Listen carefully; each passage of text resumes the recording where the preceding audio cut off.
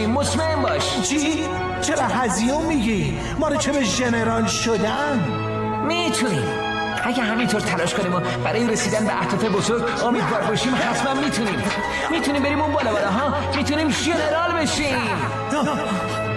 ژنرال؟ آره زره طلایی میپوشیم و هر جا بخوایم میریم و آخرش هم بزرگترین ژنرالای دنیا میشیم. مطمئن باشیم. بزرگترین ژنرالای دنیا؟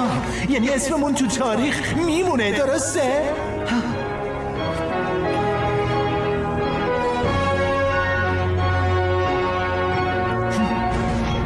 آفرین شیم. الان درست خدمت کاری ولی یه روزی اسممون رو توی تاریخ مینویسن.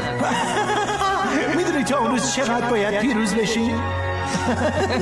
کاری نداره، فقط نباید شکست رو بپذیریم. از هیچ کس شکست نمیخوریم. درسته شمشیر من.